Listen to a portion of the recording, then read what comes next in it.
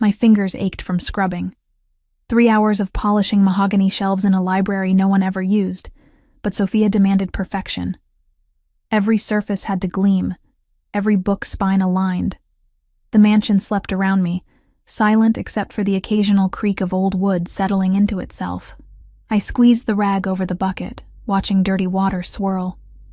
Brown mixed with gray, like my life. 2 years in this house, and I was still invisible. Mr. Fontanelli walked past me every morning without a glance, as if I were furniture. Just another Brazilian maid cleaning up after wealthy men who played dangerous games. The window caught my attention. Movement in the garage below, barely visible through the glass. I set down my supplies and moved closer, pressing my forehead against the cool pane. A figure crouched beside the black Maserati. Low to the ground, deliberate movements. Not a guard.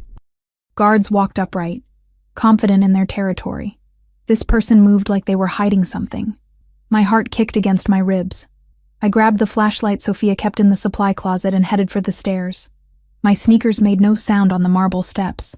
2 years of learning how to be silent. How to disappear when the men had their meetings.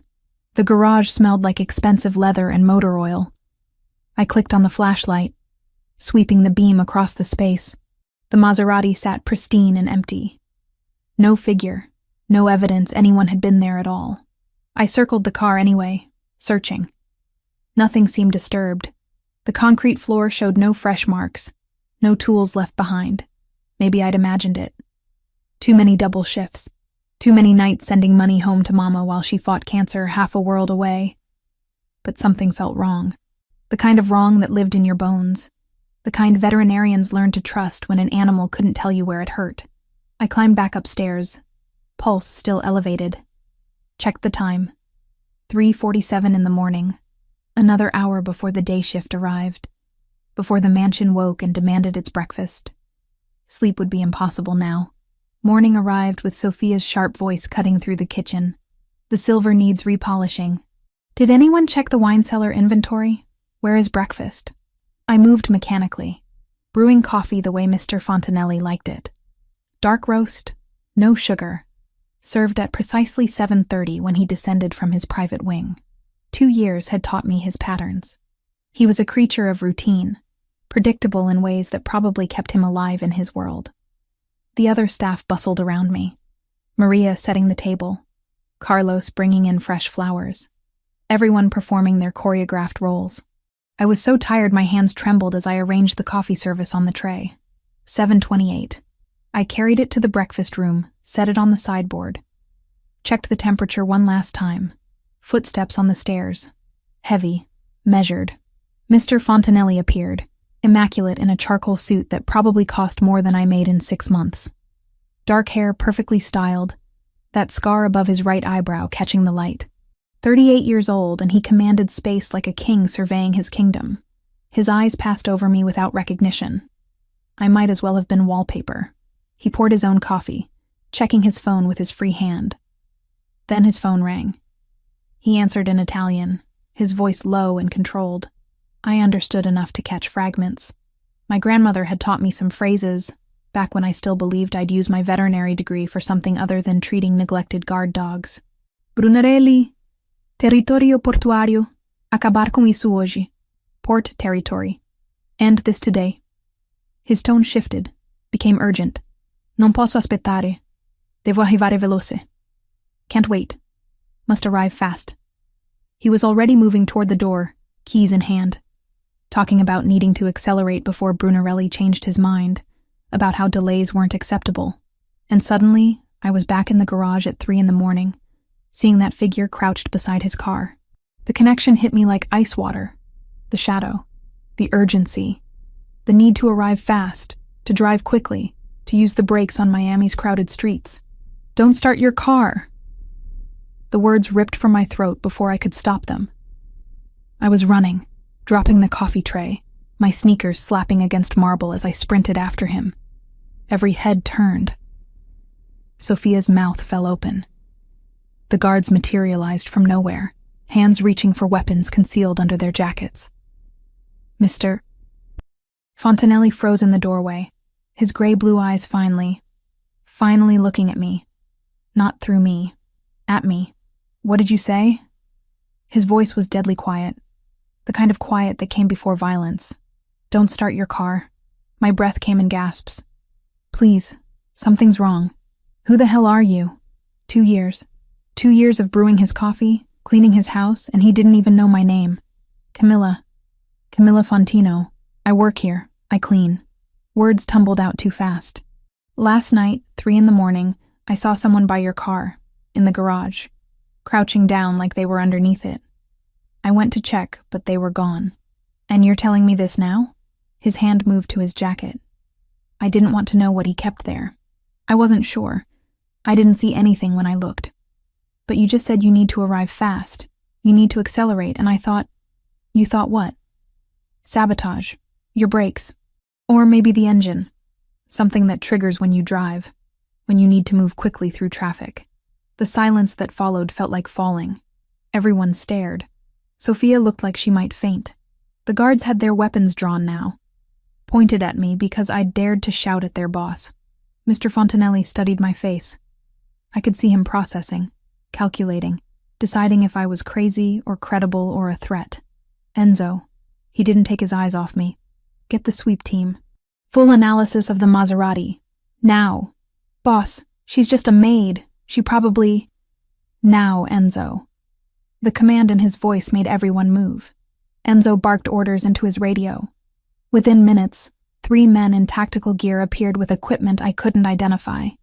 They swarmed the garage like ants on sugar. Mr. Fontanelli gestured to a chair. Sit. It wasn't a request. My legs folded underneath me, adrenaline giving way to shaking. What had I done? If I was wrong? If I'd imagined the whole thing? I'd just humiliated him in front of his staff, wasted his time, made him late for whatever deadly meeting he had planned. Mama needed my job, needed the money I sent every month for her treatments. I couldn't afford to be fired, couldn't afford to be wrong. What's your full name? He asked. Camilla Fontino. How long have you worked here? 2 years. And I've never seen you before. Not a question. You see through me every day, Mr. Fontanelli. I'm invisible. That's how you like your staff. Something flickered in his expression. Not quite shame, but close. Before he could respond, Enzo burst back into the room, his scarred face pale. Boss. She's right. There's a device under the chassis. Sophisticated work. Pressure activated. The second you hit the brakes, he didn't finish. Didn't need to. Mr. Fontanelli's jaw tightened. His eyes found mine again. But this time they held something different. Not dismissal. Recognition. You just saved my life, Camilla Fontino. And I realized with terrible certainty that my invisible life had just ended. For better or worse, Matteo Fontanelli finally saw me. His office smelled like leather and old books. Expensive things. Carefully maintained. I sat in a chair that probably cost more than my entire apartment's furniture combined, hands folded in my lap to stop them from shaking. The mansion had transformed into a fortress. Guards everywhere. Weapons no longer concealed. Men in tactical gear swarmed through hallways I'd cleaned 1,000 times, speaking into radios with clipped urgency. The bomb squad had cordoned off the garage like a crime scene. Because it was a crime scene. Someone had tried to kill Matteo Fontanelli, and I'd accidentally stopped them. He stood by the window, back to me, phone pressed to his ear, speaking Italian too rapidly for me to follow. His shoulders were tense beneath that perfect suit, jaw tight when he finally turned around. Why were you awake at 3 a.m? Direct. No preamble. Those gray-blue eyes pinned me to the chair. I work double shifts. Night cleaning pays extra. I send money home to Brazil every month. 4? My mother. She has cancer. Stage 3. The treatments. I swallowed. They're expensive. Something flickered across his face. Not quite sympathy. Calculation, maybe. Processing information. Filing it away. Why didn't you report what you saw immediately? I checked the garage. There was nothing there, no evidence. I thought maybe I'd imagined it. Too many late nights, not enough sleep. I met his stare.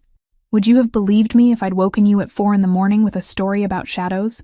His mouth twitched. Almost a smile. Probably not. I didn't have proof, just a feeling. And feelings don't mean much when you're... I gestured at myself, at my rumpled uniform, at everything I represented in his world. When you're nobody, you're not nobody. He moved to his desk, pressed a button on the intercom. Enzo, I need a complete background check. Camilla Fontino. Everything. Employment history, education, family, finances. I want it in an hour. My stomach dropped. What? Why? Because someone just tried to kill me using a sophisticated device that requires planning and access. Because you're the only person who saw anything. Because I need to know who you are. I'm not involved. I swear. I would never... I know. He cut me off. If you were involved, you wouldn't have warned me. You'd have let me drive away and collected whatever payment Brunarelli offered. But I don't take chances with my life or my organization, so I verify, understand? I nodded, throat tight. Of course he'd investigate. Of course he couldn't just trust the random maid who'd screamed at him in front of his entire staff. The intercom buzzed. Enzo's voice, rough and urgent. Boss, message from Brunarelli. He's claiming credit.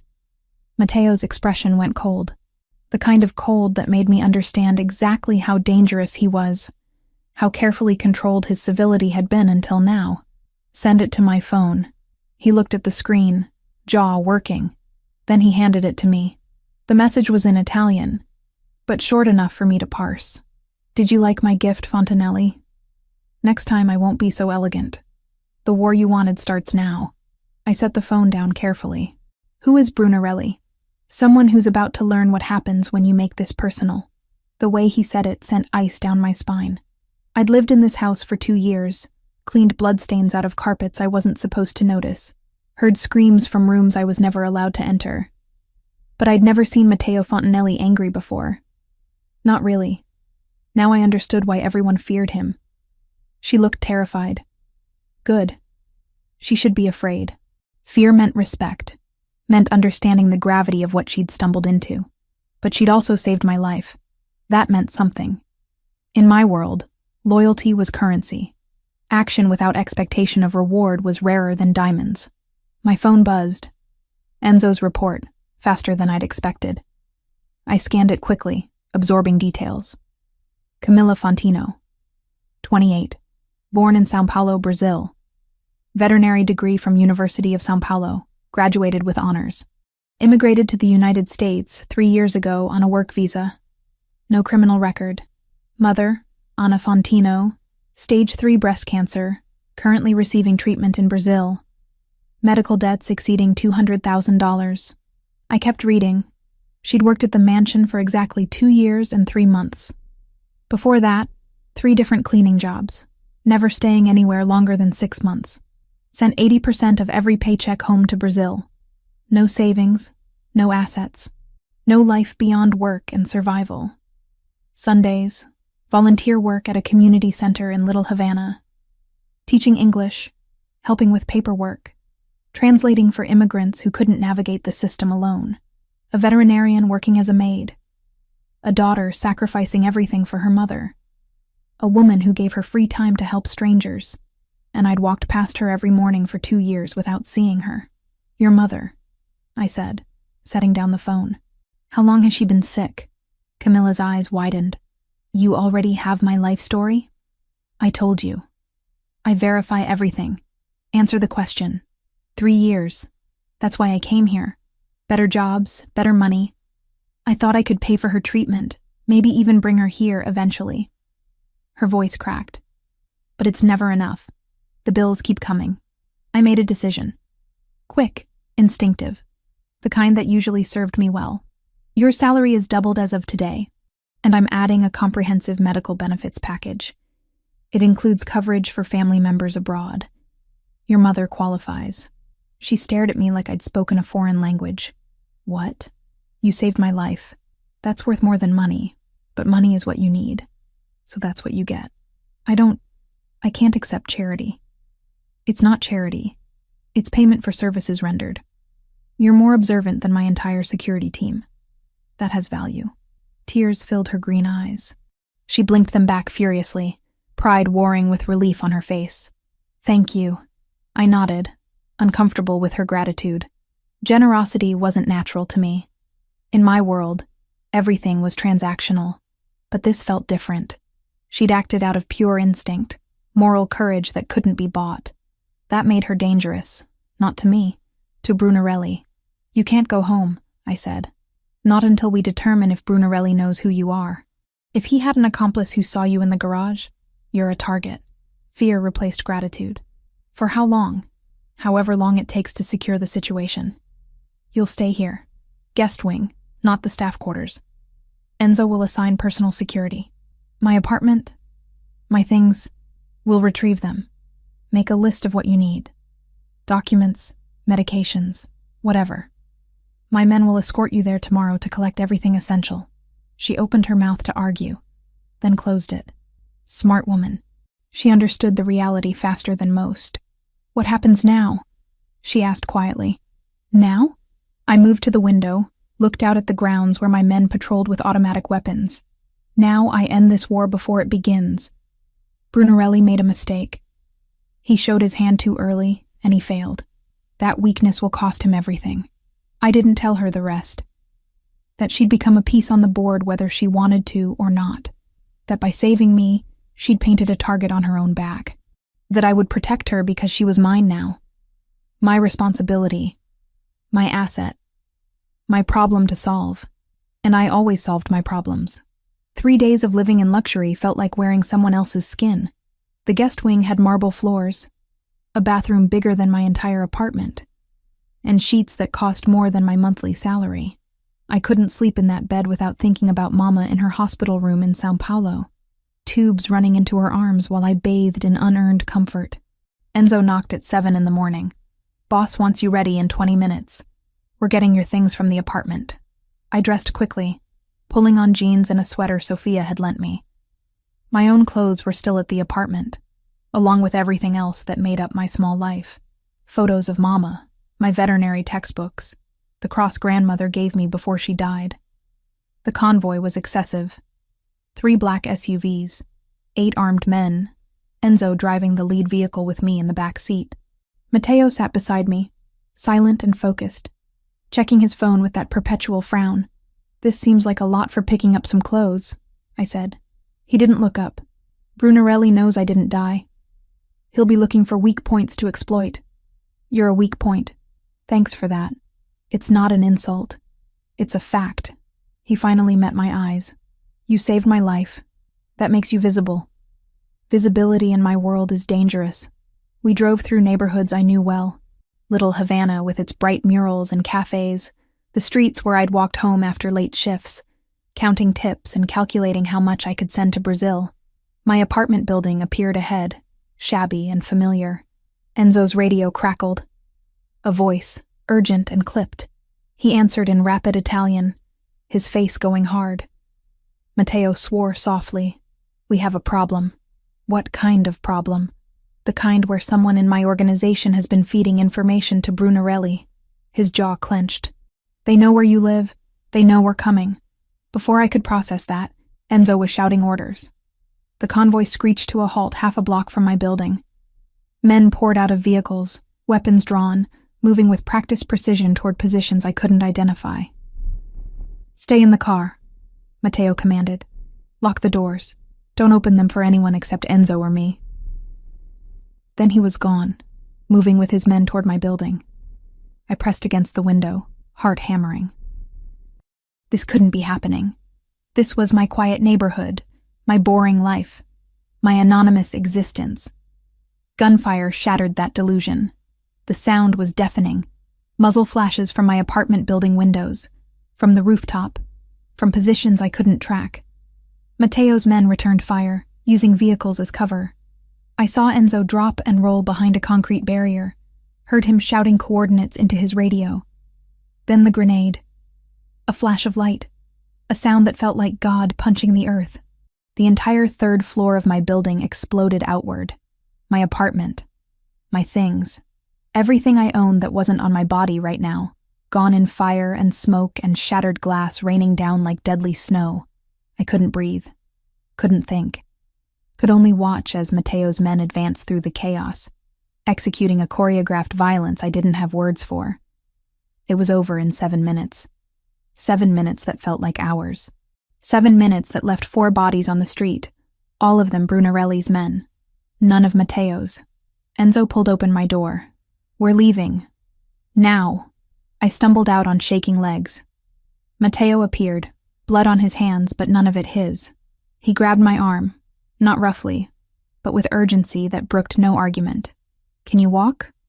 I nodded, mute. Then walk fast. Back at the mansion, I sat in the guest wing bathroom and vomited.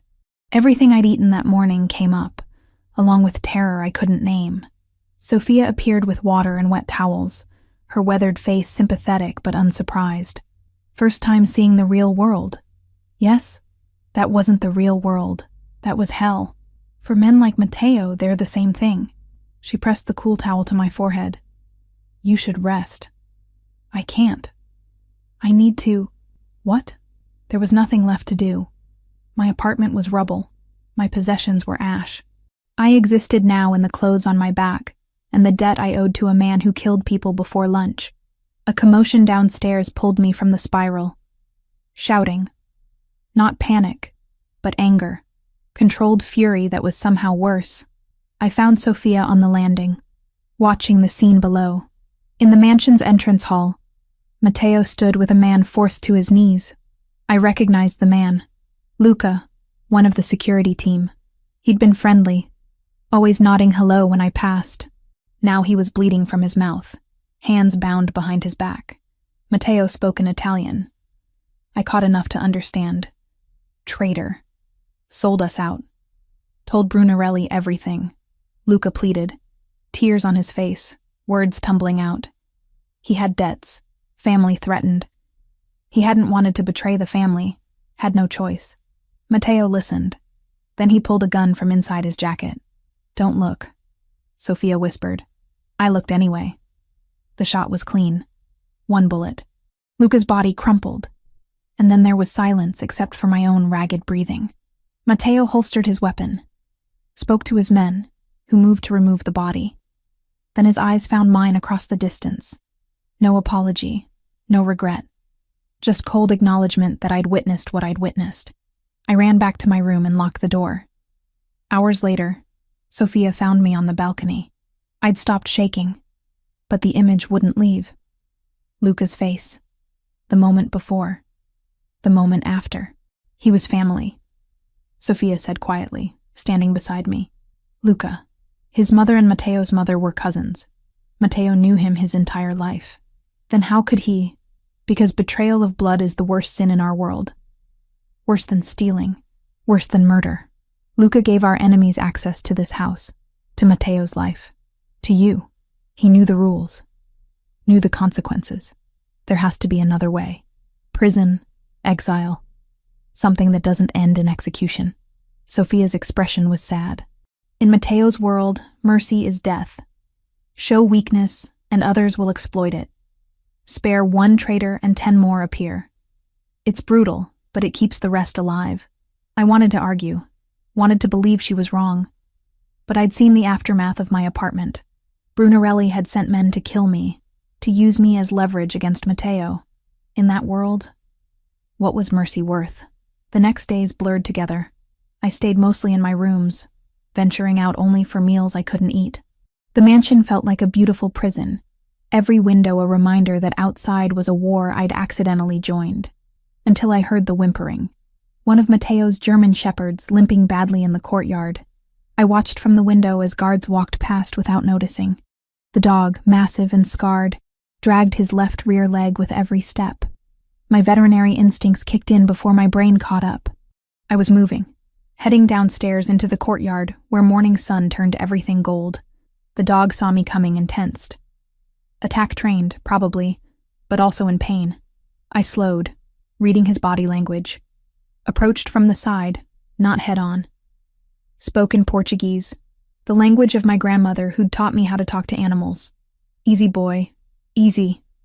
I just want to help. It took 15 minutes of patient work, but eventually he let me touch him. My hands found the problem immediately. Hip dysplasia, advanced and untreated. He'd been compensating for months, maybe years. The joint was inflamed, probably agonizing with every movement. I was so focused I didn't hear Matteo approach until he spoke. "You're good with him." I looked up. He stood 10 feet away, watching with those calculating eyes. "He's in pain. Has been for a long time. The dysplasia in his hip is severe." I continued my examination, feeling the dog relax under practiced hands. Whoever's been treating him missed the diagnosis. They probably thought it was just arthritis. "You can tell that by touching him?" "I can tell that because I spent 4 years learning exactly this." The words came out sharper than intended. "I'm a veterinarian, Mr. Fontanelli. A real one, with a degree in everything. Not just a maid who got lucky spotting shadows." Something shifted in his expression. Not surprise. He'd already read my file. But appreciation, maybe. Recognition. "Can you help him? I can create a treatment plan. Anti-inflammatories, specific exercises, possibly supplements. He'll never be pain-free, but we can make him comfortable." I stroked the dog's head. "What's his name?" "Dante. Dante deserves better than suffering in silence." Matteo moved closer, crouched beside us. Dante's tail wagged once, recognizing his master. "Show me what he needs." We spent the next hour in the courtyard, me demonstrating gentle stretches, explaining the physiology, describing modifications to his diet and exercise routine. Matteo listened with absolute focus, asking questions that proved he wasn't just humoring me. When we finished, Dante was resting comfortably in the shade, medication already administered from the mansion's extensive medical supplies. "You miss it," Matteo said. Not a question. "Every day. I thought I was giving it up temporarily, just until Mama was well. But temporary became permanent, and now I clean houses instead of saving lives. Because you love your mother. Because I'm all she has. My father left when I was 12. No siblings, no extended family with money. Just me and her." I met his stare. "So yes, I gave up my career, but I didn't give up who I am." He was quiet for a long moment. When he finally spoke, his voice was different. Lower. More human. 3 days ago, you saw me kill a man. I saw you execute someone who betrayed you. And you think I'm a monster. I think you're a man who believes violence is the only language that matters. But I don't think you're right." His eyes narrowed. "Explain. Luca betrayed you because he was afraid. Fear breeds desperation. If your world is built entirely on fear, you'll always have traitors waiting for the first sign of weakness. But if you built something else..." I trailed off, recognizing the futility. "Built what? Hope? Compassion?" His laugh was bitter. "I tried that once. My wife believed in mercy, in finding peaceful solutions. Then Brunarelli's predecessor killed her to teach me a lesson about weakness. So no, Camilla. In my world, strength is survival. And strength means making sure everyone knows exactly what happens when they cross me." The pain in his voice surprised me, hidden beneath layers of control, but real. He wasn't just a monster. He was a man who'd been taught that monsters were the only ones who survived. "I'm sorry about your wife. Everyone's sorry. Sorry doesn't bring her back. Power does. Fear does. Strength keeps the people I care about alive." "And who do you care about?"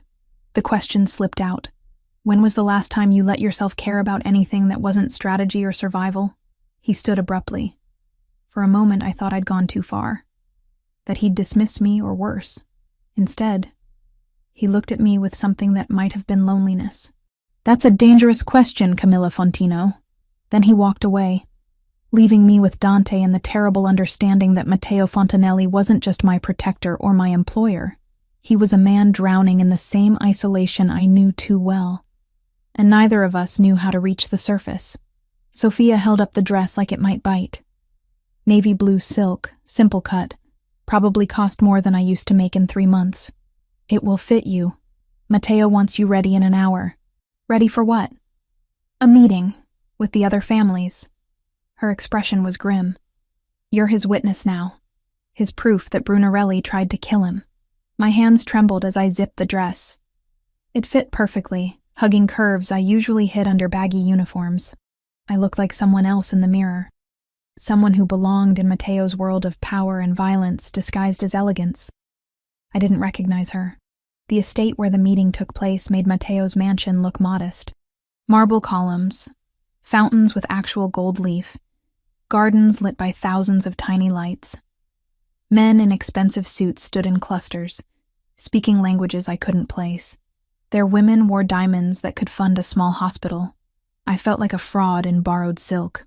Mateo's hand found the small of my back as we entered. Stay close. Don't speak unless someone addresses you directly. If anyone asks about the bomb, tell the truth. Nothing more, nothing less. 5 families. That's what Enzo had explained in the car. 5 organizations that controlled different territories in Miami and beyond, meeting on neutral ground to discuss the attempted assassination of one of their own. The dining room was obscene in its luxury.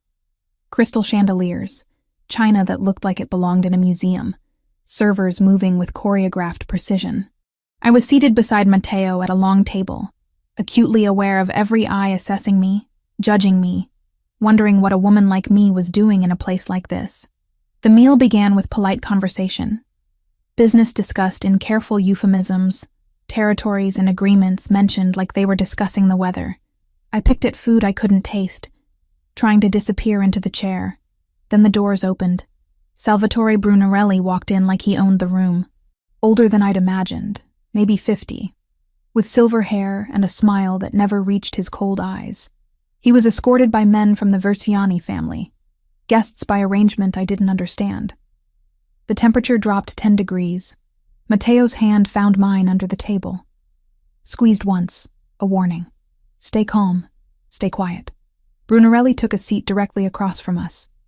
His gaze swept over me, lingering with deliberate assessment. Then he smiled. Mateo, I heard you had a close call recently. How fortunate that you survived. His English was perfect, accent making every word sound cultured. And who is this lovely creature? Surely not the maid who saved your life. Silence fell. Everyone watching, waiting.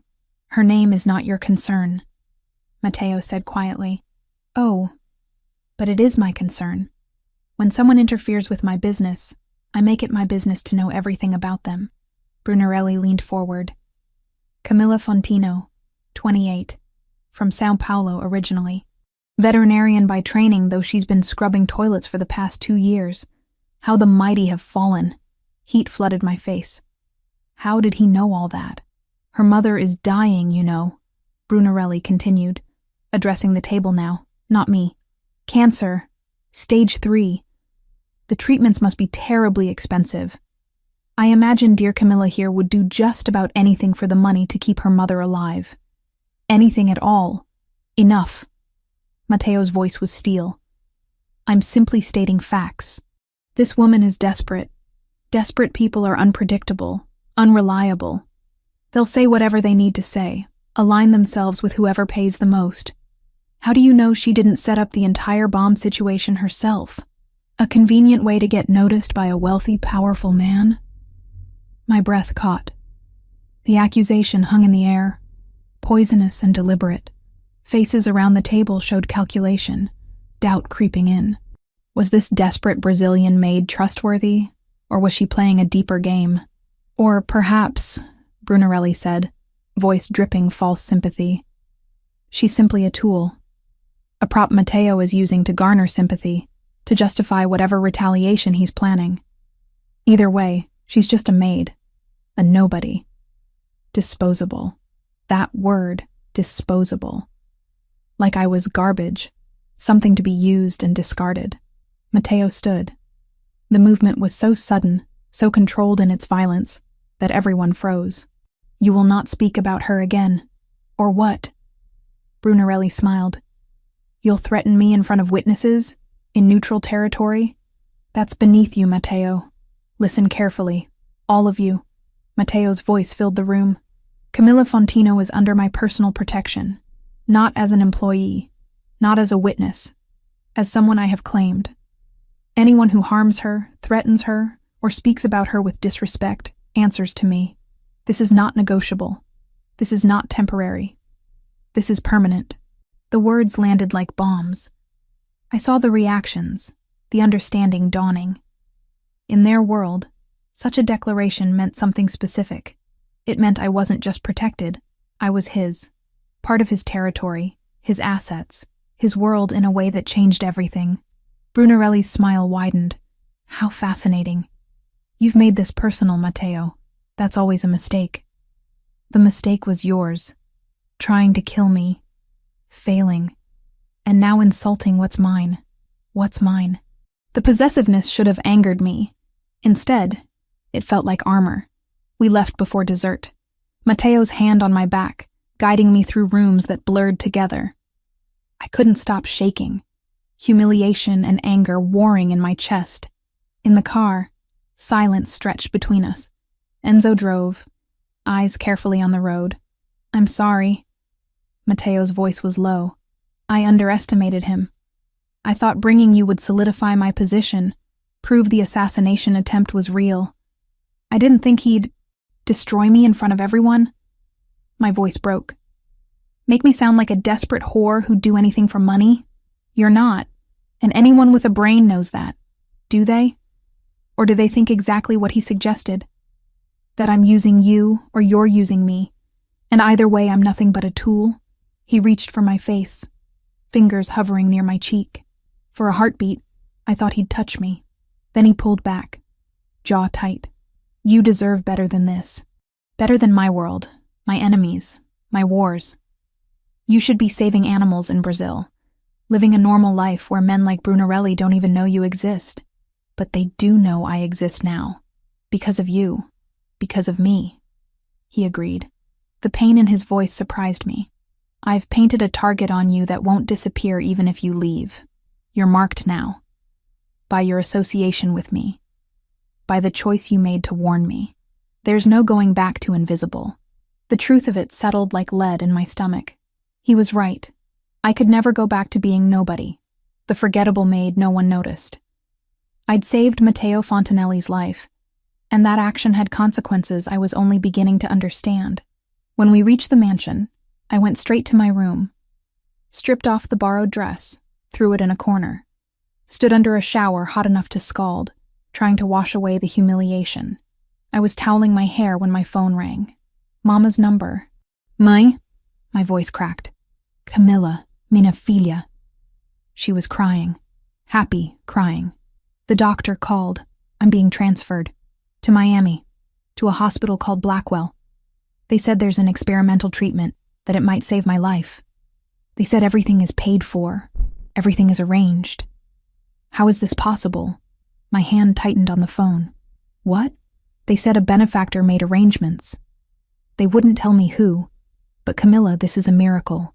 I'm coming to you. I get to see you and maybe I get to live.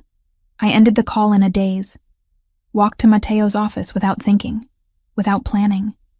He was there, of course, at his desk, studying reports with that intense focus. I didn't knock. You had no right. The words came out strangled. You had no right to make that decision without asking me. He looked up, unsurprised. I had every right. That's my mother. My life. You don't get to just arrange things without my permission. I don't ask permission to protect what's mine, Camilla. The word stopped me cold. What's mine? Again.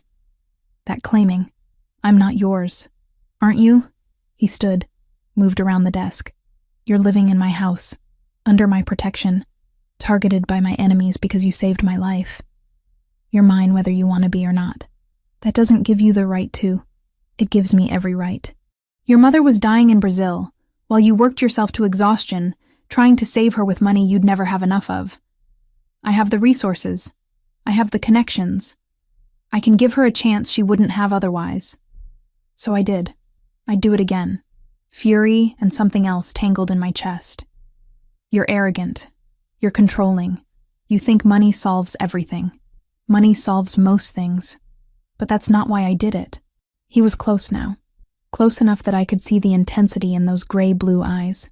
I did it because I watched you sacrifice everything for her. Because you deserve to have someone fight for you the way you fight for everyone else. Because every time I see you exhausted from double shifts, sending money to Brazil instead of keeping it for yourself, I want to fix it. So I did. My breath caught. Why? Why do you care? That's a dangerous question, Camilla Fontino. We stood there. the space between us charged with everything unsaid. He'd claimed me publicly, arranged my mother's care without permission, made decisions that changed my entire life because he decided I was his to protect. I should have been furious, should have walked away, demanded boundaries, insisted on independence. Instead, I whispered, "Thank you." His expression shifted. Surprise, maybe. Relief. Something that looked almost like vulnerability. "She'll be here in 3 days. The oncologist is the best in the country. If anyone can save her, it's him." I nodded, unable to speak past the emotion clogging my throat. As I turned to leave, his voice stopped me. "Camilla, what Brunarelli said tonight, about you being disposable. He's wrong. You're the least disposable person I've ever met. And somehow, coming from a man who commanded empires through fear, those words meant everything." The explosion came at dawn. I woke to the sound of shattering glass and automatic gunfire. My brain, still foggy with sleep, couldn't process what was happening. Then Sophia was in my room, dragging me from bed with strength that belied her age. "Move. Now. Don't think. Just run." We were in the hallway when the second explosion hit. The east wing, closer this time. The entire mansion shook, pictures falling from walls, plaster dust raining from the ceiling. Matteo appeared from nowhere, gun in hand, blood already on his shirt. Not his blood, I realized with distant clarity. Someone else's. "Safe room, both of you." His voice was commander-level calm, despite the chaos erupting around us. "Enzo has the route secured."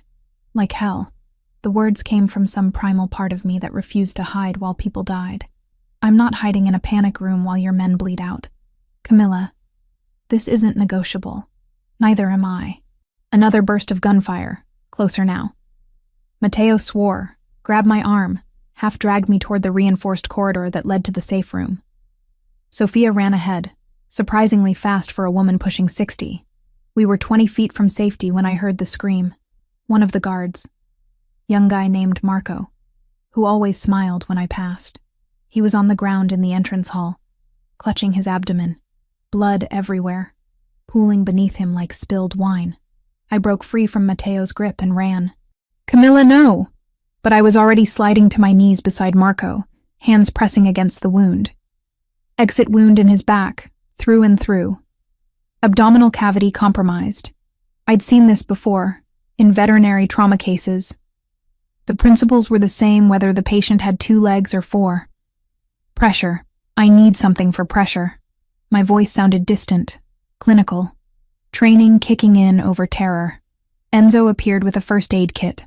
I ripped it open, finding gauze, medical tape. Not enough, but something. Marco was gasping, eyes wide with shock and pain. "Stay with me," I told him. "Look at me. Don't look at the blood, look at my face." His eyes found mine. Young, maybe 25. Someone's son. I worked fast, packed the wound, applied pressure exactly where it needed to be, elevated his legs to counteract shock, monitored his pulse, his breathing, the color of his lips. Everything I'd learned treating animals, adapted on the fly to save a human life. The gunfire continued. Matteo and his men returned fire from positions around the hall. A choreographed violence I couldn't pay attention to. My entire world narrowed to Marco's vitals, his breathing, keeping him alive until proper medical help arrived. Enzo crouched beside me. "You know what you're doing?" "I'm a veterinarian." "Close enough." I met his scarred face. "He needs a hospital. Now. The bleeding's controlled, but he's lost too much blood. Medics are 3 minutes out. Can you keep him stable? I'll keep him breathing." Those 3 minutes felt like hours. My hands cramped from maintaining pressure. Blood soaked through my clothes, sticky and warm. Marco drifted in and out of consciousness. And every time his eyes closed, I talked louder, demanded he stay present. "You've got a girlfriend, Marco? Tell me about her." He mumbled something. "Anna. Her name was Anna. What's she like?" "Pretty, smart, wants to be a teacher. Then you've got to stay alive so you can marry her. You hearing me? Anna needs you to stay alive." His grip on my hand tightened. Agreement. Promise. The paramedicine burst through. professional and efficient. They took over, working with practiced speed. One of them looked at my improvised bandaging, the positioning, and nodded respect. Good work. You saved his life. Then they were gone, racing Marco to the hospital through streets I hoped were clear of whatever war had just erupted in Mateo's home. I stood there shaking. Blood covered my hands, my pajamas, probably my face. The gunfire had stopped. Bodies littered the entrance hall, all of them Brunarelli's men. None of Mateo's, except Marco. And he was going to survive. Mateo appeared in front of me. His eyes swept over me, cataloging the blood, the shock starting to set in. Are you hurt? I shook my head. Couldn't speak. Adrenaline was draining away, leaving hollow terror in its wake. He pulled me against him without asking, arms coming around me like he could shield me from what I'd just witnessed. I should have resisted. Should have maintained distance. Instead, I buried my face in his chest and breathed.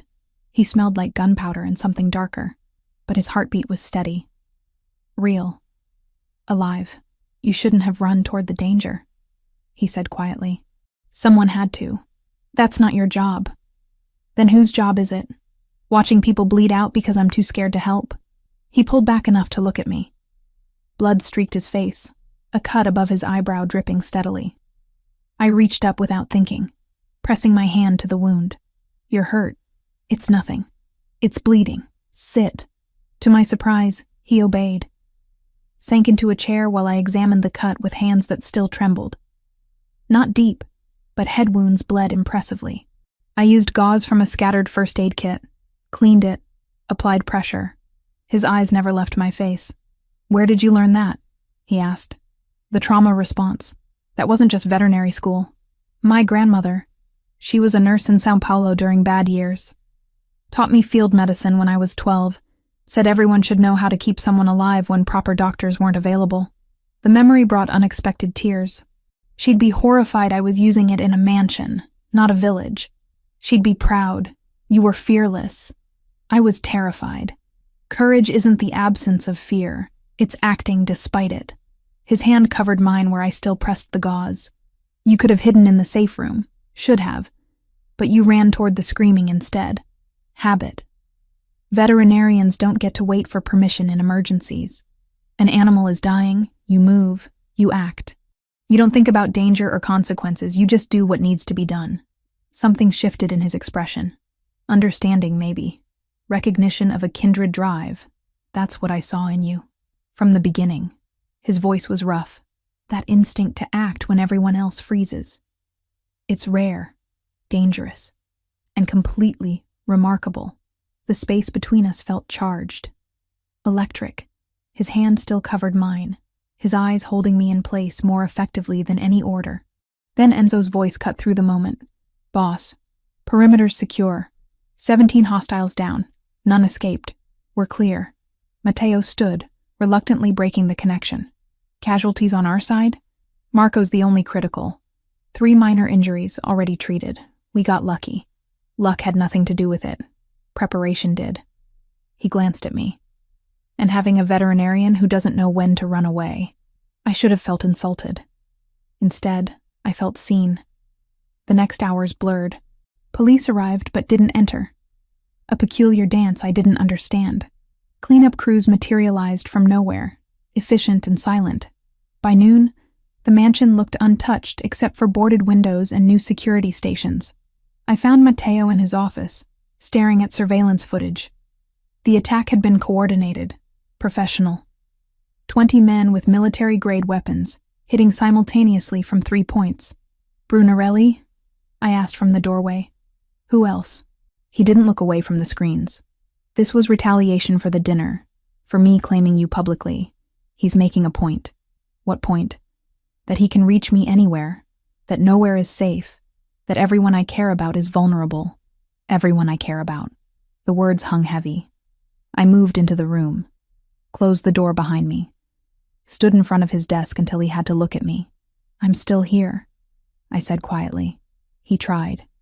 He failed. I'm still here. This time. Next time, luck might run out. Then we make sure there is no next time. He stood, came around the desk. You don't understand what you're saying. This doesn't end, Camilla. Men like Brunarelli, they don't stop. They escalate. He'll keep coming, keep trying, until one of us is dead. Then make it him. You hate violence. You said mercy was strength, remember? I said that before he tried to kill you in your own home. Before he put Marco in the hospital. Before I had to keep a 25-year-old alive with field medicine because your enemy decided I'm an acceptable casualty. My voice shook. I don't want mercy for Brunarelli anymore. I want him stopped. Matteo's eyes searched mine. You mean that? Every word. He reached for me then. Slow, giving me time to pull away. When I didn't, his hand cupped my face, thumb brushing my cheekbone. You're covered in blood and plaster dust, and you're the most beautiful thing I've ever seen. My breath caught. Matteo, I told myself to keep distance, to protect you by not letting this become personal. But it's too late. It became personal the moment you screamed at me not to start my car, maybe even before that. In all those mornings you poured my coffee and I was too blind to see you. You see me now. I see you.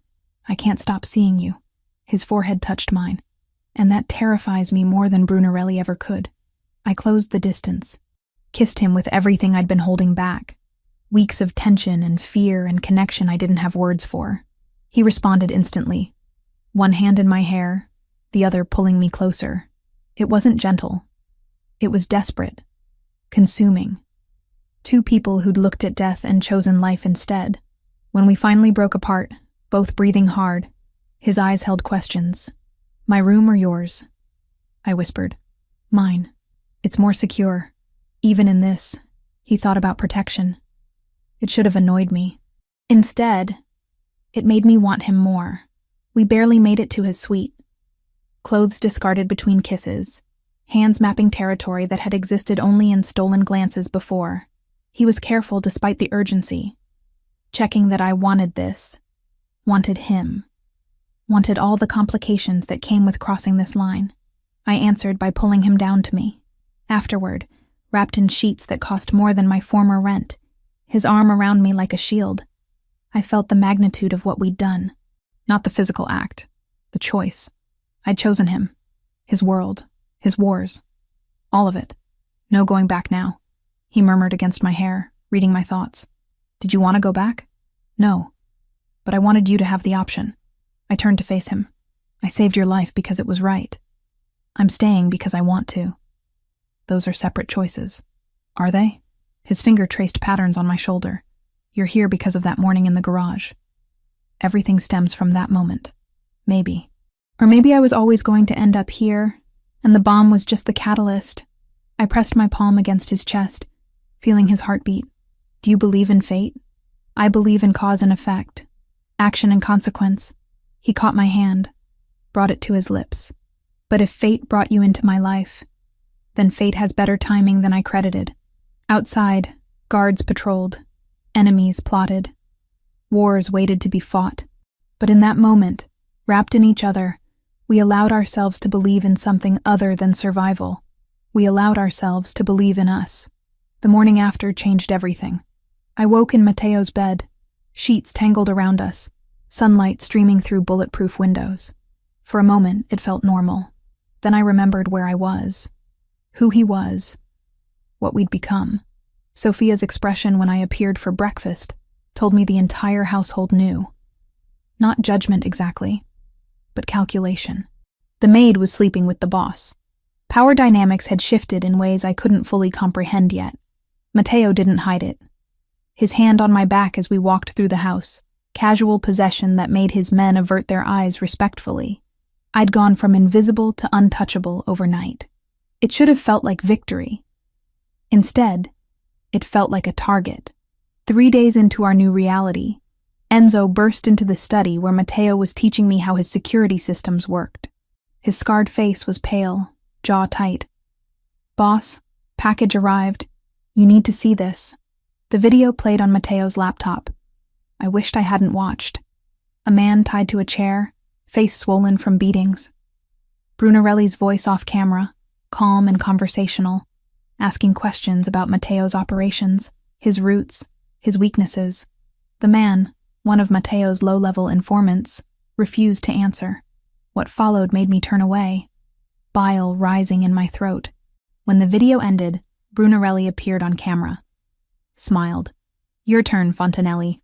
Port territory, all of it, or this becomes everyone you care about. You have 72 hours. Then the war becomes total. Matteo closed the laptop with controlled violence. Get me Enzo, Victor, and Paolo. War room, now. I followed him. He didn't stop me. The war room was exactly what it sounded like. Maps of Miami spread across a massive table. Red pins marking Brunarelli's known locations. Blue pins for Fontanelli territory. The port area was contested ground. Dozens of pins in both colors. 6 men stood around the table, all hardened by years in Matteo's organization. They looked at me with confusion when I entered, then at Matteo for clarification. She stays, was all he said. Enzo laid out the plan. 3 simultaneous strikes on Brunarelli's warehouses near the port. Heavy force, overwhelming violence. Send a message so brutal no one would question Fontanelli power again. Estimated casualties? Matteo asked. 30 to 40 hostiles, maybe more. Civilian risk? Enzo hesitated. The south warehouse backs onto worker housing. If we go in heavy like we need to, collateral damage is probable. Collateral damage. People. Families. Dock workers who had nothing to do with this war except the misfortune of living near it. Acceptable, Matteo said, and I saw the moment he became the man who'd executed Luca. Cold, calculating, willing to sacrifice anything for victory. The meeting continued. Tactical details, timing, contingencies. I stayed silent, watching, learning a language I'd never wanted to speak. When they finally left, I turned to Matteo. You can't do this. I can. I will. Those workers, the families in that housing, they're not part of this. They're in the way. War doesn't care about innocence, Camilla. But you should. I moved closer, forcing him to look at me. You just made love to me 3 days ago, and now you're planning mass murder like it's a business transaction. It is a business transaction. Brunarelli made demands. I'm answering. This is what my world looks like without the silk sheets and expensive wine. There has to be another way. There isn't, but his voice held doubt. Small, but present. I thought about Little Havana, the community center where I'd spent Sundays teaching English, helping immigrants navigate systems designed to exclude them. The network of invisible people who kept Miami running, while the wealthy and powerful never noticed they existed. What if there was? His eyes narrowed. Explain. You need intelligence on Brunarelli. Locations, routines, vulnerabilities. Your formal surveillance has gaps because his men know what to look for, who to avoid. I'm aware, but they don't look for the janitors, the delivery drivers, the maintenance workers, the people who clean his offices and restock his warehouses and fix his plumbing. I pulled up a chair, sat at his war table. I know people. Brazilians, Haitians, Venezuelans. They work at the docks, in the warehouses, everywhere you need eyes. They're invisible to men like Brunarelli. Matteo was quiet, processing. You want to recruit civilians. I want to offer them good money for information they already have. No fighting, no danger. Just tell us what they see in buildings they already work in. It's risky. If Brunarelli finds out, he won't, because he doesn't see them. Just like you didn't see me for 2 years. The barb landed. His jaw tightened. These people have been invisible their entire lives. That's their advantage. You're talking about espionage using housekeepers. I'm talking about using every resource available instead of carpet bombing a neighborhood because it's expedient. He stood, paced. I could see the war in his expression. Between the brutal efficiency that had kept him alive and something newer, something I'd maybe planted. If I agree to this, you're not going into the field. You coordinate from here. Matteo, non-negotiable. You recruit, you organize, but you don't leave this compound. Brunarelli already wants you dead. I won't make it easier for him. It wasn't ideal, but it was movement. Fine. And if this doesn't work, if your invisible network can't deliver what I need, we do this my way. Full assault, no mercy. It'll work. How can you be so sure? Because I was invisible too. I know exactly how much these people see when no one thinks they're watching. The next 48 hours were a blur. Phone calls to people I'd met at the community center. Maria, who cleaned offices in the Port Authority building. Jose, who did maintenance at Brunarelli's primary warehouse. Carmen, who delivered laundry to properties throughout the Port District. I explained carefully. Observation only. What time did people arrive? How many? What vehicles? Any conversations overheard, security weaknesses noticed. $500 per useful piece of information. More for critical intelligence. They agreed. Not just for the money, though that helped, but because I'd helped them first, spent Sundays translating documents and teaching their children English. Because I was one of them. Even if I lived in a mansion now, the information came fast. Jose reported Brunarelli visited the South Warehouse every Tuesday at 9 a.m., always with the same 4 guards. Maria overheard meetings about a shipment arriving Thursday, detailed the security protocols. Carmen mapped the entire facility layout from memory, marking weak points in the perimeter. Within 72 hours, we had more intelligence than Mateo's surveillance team had gathered in months. He spread the new information across the war table, studying it with intensity that bordered on reverence. This is remarkable. He looked up at me. Your people noticed things my professionals missed, because your professionals were looking for threats. My people were just doing their jobs and remembering details. It changes everything. We can hit the North Warehouse when Brunarelli's at the South location. Minimal casualties, maximum impact.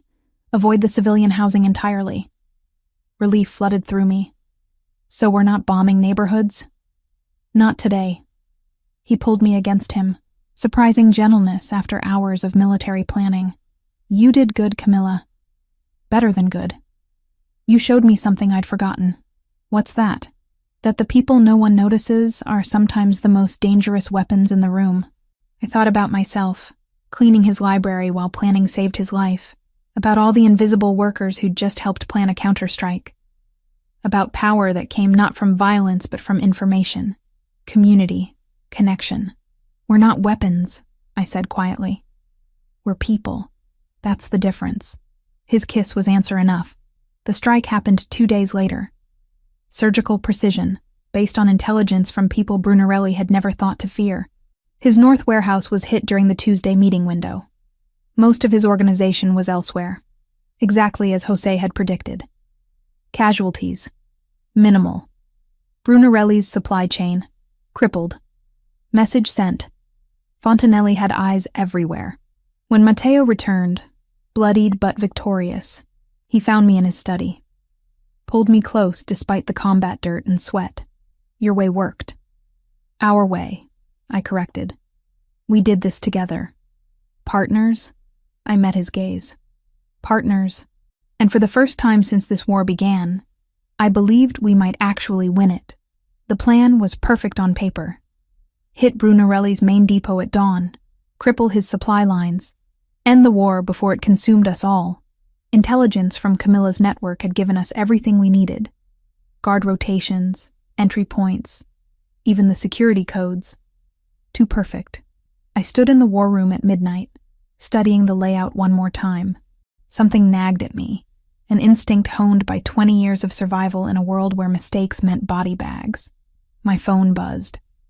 Victor, one of my most trusted operatives, deeply embedded in neutral territory. Boss, we have a problem. I stepped away from the table, lowered my voice. Talk. Word on the street is Brunarelli's been expecting an attack. He's been feeding false intel through channels, trying to draw you out. The depot might be bait. Ice ran through my veins. How reliable is this? 80%. My source risked his life getting this to me. I ended the call, mind already racing through implications. If the depot was bait, what was the real target? Then it hit me with terrible clarity. Me out of the mansion meant Camilla vulnerable. Brunarelli didn't want territory anymore. He wanted leverage. He wanted her. Change of plans. I turned to Enzo and my lieutenants. We're staying here. Enzo frowned. Boss, we've been planning this for days. It's a trap. Brunarelli wants me at that depot so he can hit the mansion with reduced defenses. We're not giving him that satisfaction. So we abort? No. We send a small team to maintain appearances. Make it look like I took the bait. But I'm staying here with full defensive force. When Brunarelli comes, we'll be ready. Understanding dawned across their faces. You're setting a countertrap. He thinks he's been clever. Let's show him what clever actually looks like. I woke Camilla at 2 a.m. She sat up instantly, reading the tension in my face. What's wrong? Brunarelli's coming. Tonight. Here.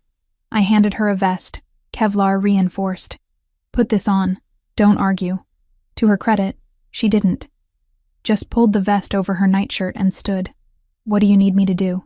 Stay in the reinforced corridor. Sophia knows the protocols. If shooting starts, you follow her orders exactly. Matteo? Please. I cupped her face, memorizing features I'd grown to need more than air. I can't fight if I'm worried about you. Let me protect you this time. She nodded, but I saw the fear in her green eyes. Not for herself, for me. Come back to me, she whispered. Always. The attack came at 3:47 a.m. 20 vehicles, maybe 60 men, hitting from 3 sides simultaneously. Brunarelli had committed everything to this assault, believing I'd left the mansion vulnerable. He was wrong. We were waiting. Defensive positions fortified, every entry point covered, guards at triple strength. When his men breached the outer walls, they walked into a kill box. Gunfire erupted. Controlled, precise, devastating. My men were trained for exactly this scenario. We'd war-gamed mansion defense 100 times. Brunarelli's force was good, but ours was better in fighting on home ground. Still, numbers mattered. They pushed hard, using overwhelming firepower to advance through the grounds. Explosions rocked the east wing. Glass shattered, alarms screaming. I coordinated from the central position, radio in one ear, gun in my hand. Enzo commanded the north perimeter, Victor the south. We were holding, but barely. Then I saw him. Brunarelli himself, advancing through the garden with his personal guard. The old bastard had come to finish this personally. He's mine, I told Enzo. Hold the perimeter. I moved through corridors I'd walked 1,000 times, every corner familiar. My home, my territory, my advantage. Brunarelli was making for the residential wing, looking for Camilla, just as I'd predicted. But he'd have to go through me first. We met in the entrance hall where this had all started, where Camilla had screamed at me not to start my car. Fitting, somehow. Matteo. He smiled, weapon raised. I knew you'd stay. You've gone soft. Protecting that little maid like she actually matters. She matters more than you'll ever understand. Then this will hurt more when I take her. He fired. I dove behind the marble column, returned fire. Combat wasn't elegant at close range. It was violent, desperate. Whoever made fewer mistakes survived. His guard went down first. 2 shots, center mass. Then it was just Brunarelli and me, circling in a hall decorated with blood and spent casings. You can't win this, he said. Even if you kill me, my organization will come for her. For everyone you care about. Your organization will be too busy saving themselves. The FBI has been very interested in our recent intelligence sharing. His expression flickered. Doubt. Fear. I'd already made the call 2 days ago. Offered federal prosecutors everything we had on Brunarelli's operations in exchange for immunity on specific charges. They jumped at it.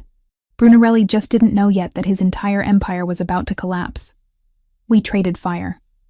My shoulder burned where a bullet grazed it. His leg buckled where I'd hit him. Old men playing violent games, too stubborn to admit we should have died years ago. Then I heard Camilla scream. Everything stopped. My heart, my breath, every thought except getting to her.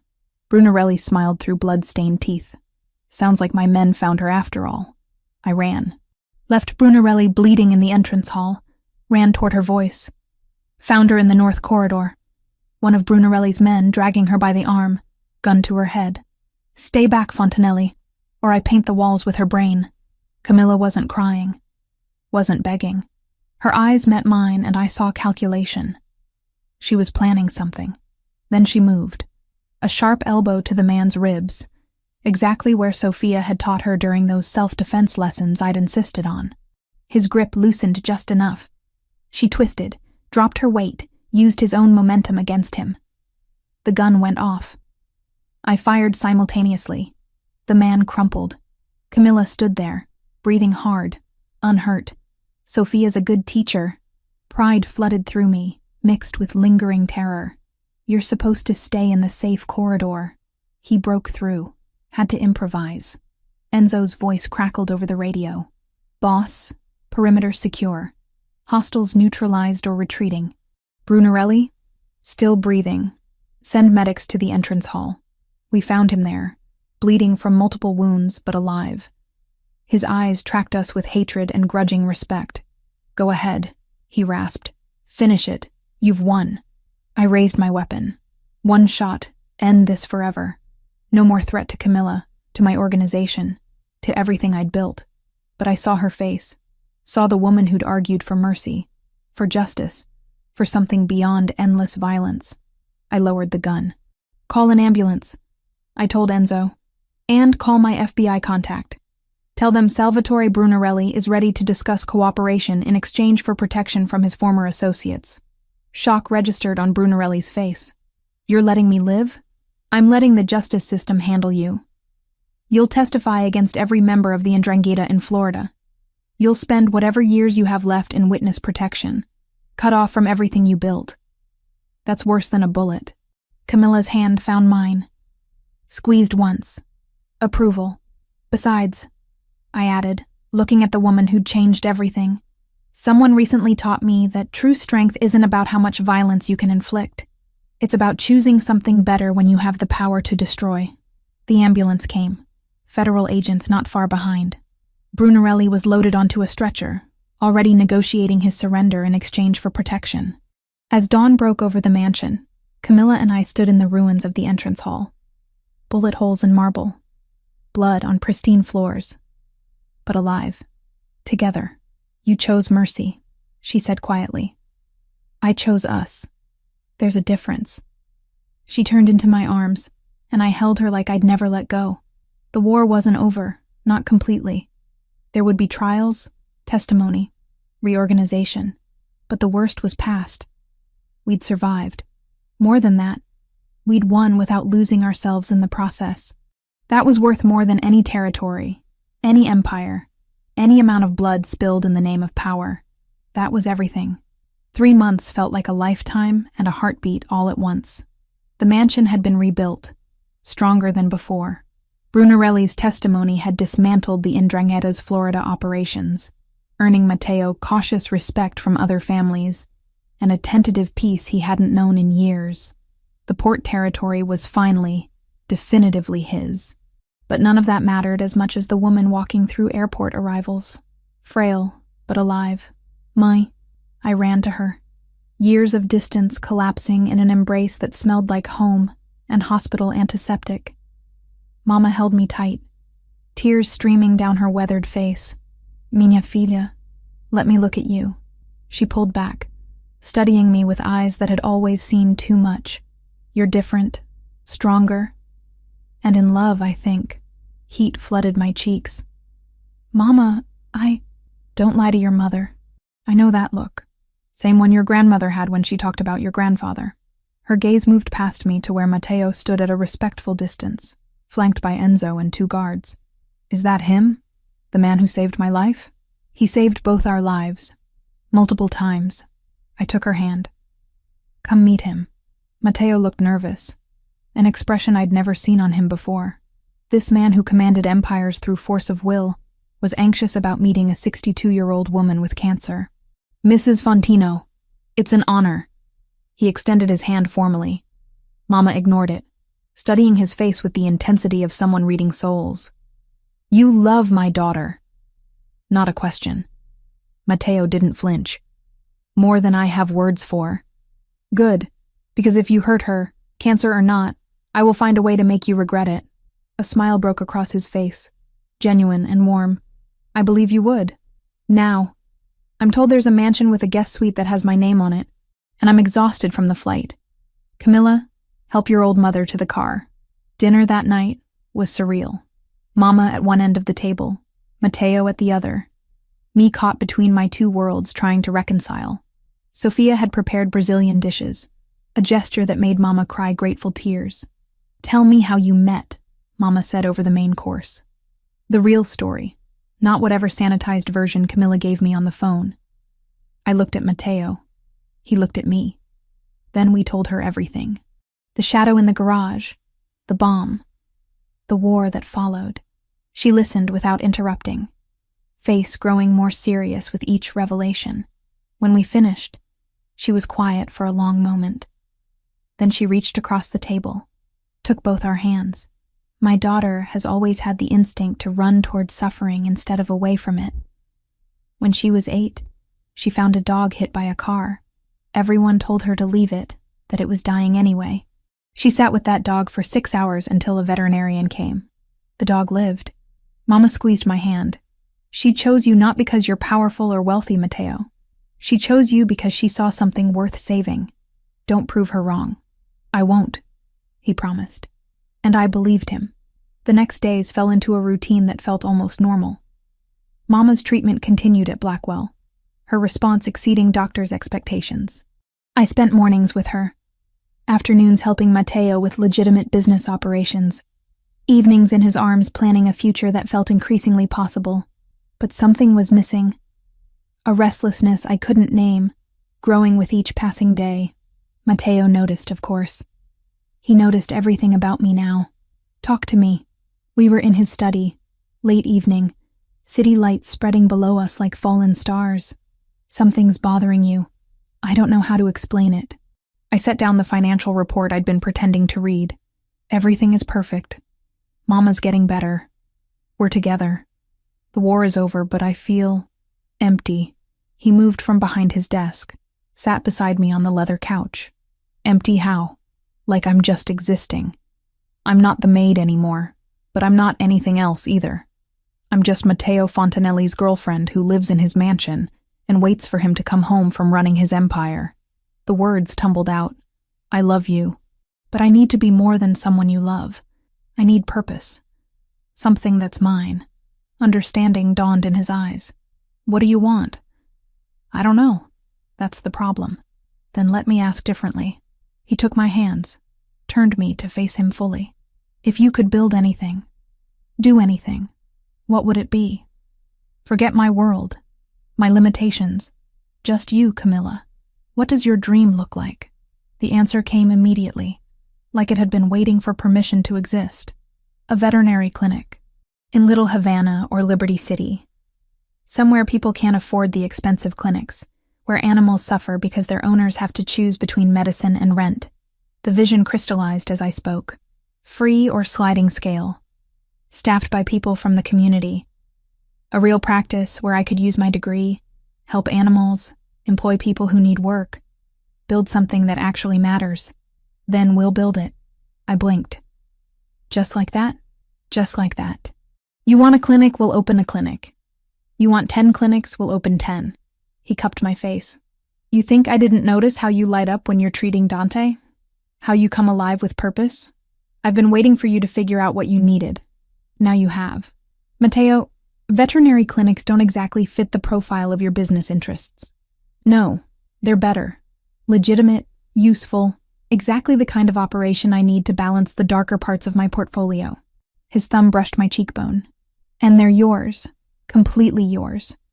I provide the capital and protection. You build the dream. Deal?" Tears blurred my vision. Deal. 2 months later, I stood in front of a renovated building in Little Havana, ribbon in hand, surrounded by people from the community I'd spent years serving. The sign above the door read, "Fontino Veterinary Clinic, serving all animals, all families." Mateo stood beside me, uncomfortably formal in a suit despite the Miami heat. Enzo and his security team formed a discreet perimeter. Mama sat in the front row, healthy enough to attend, beaming with pride. "This clinic represents more than veterinary care," I said to the small crowd. "It represents what's possible when we take care of each other. When we remember that the most vulnerable among us, whether they have 2 legs or 4, deserve dignity and compassion. Thank you all for being here. Now, let's get to work." The applause was genuine, warm. As people filed in to tour the facility, Sophia appeared at my elbow, envelope in hand. "The staff asked me to give you this." I opened it, confused. Inside was a petition, signed by every person who worked at the mansion. It requested that I be officially recognized as estate manager, with authority over household operations and staff. "They respect you," Sophia said quietly. "Not because you're with Matteo, because of who you are. What you did during the attack, how you treat everyone equally. They want you to lead them, officially." I looked at Matteo. He smiled. "I signed it too. Bottom of page 2. You knew about this?" Sophia consulted me. I approved immediately. "You've been running the household better than anyone in years anyway. Might as well make it official." That evening, after the clinic had closed and Mama had returned to the mansion to rest, Matteo and I found ourselves in the library. The same room where I'd seen the shadow that started everything, where I'd spent countless invisible nights cleaning shelves. Now we stood together, planning expansion to a second clinic, discussing staffing needs, dreaming bigger than I'd ever allowed myself before. "Thank you," Matteo said suddenly. "For that morning. For screaming at me not to start my car. You've thanked me before. Not for this. Not for everything that came after." He pulled me close. "You saved my life that morning. But you've spent every day since teaching me how to actually live it. How to choose something beyond violence and fear. How to build instead of just protect. You've given me a future I didn't know I could have." I reached up, traced the scar above his eyebrow. "You gave me something too. You saw me when I was invisible. You valued me when I thought I was worthless. You protected me but also let me be dangerous when I needed to be. We saved each other, Matteo. That's what partners do." "Partners," he repeated, like testing the word.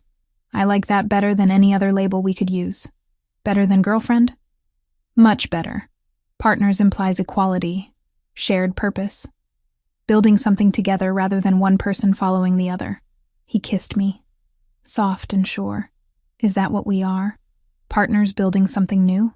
I looked around the library, at the books I'd once dusted without reading, at the window where I'd seen a shadow that changed everything, at the man who'd finally taught me that being seen was worth the danger that came with it.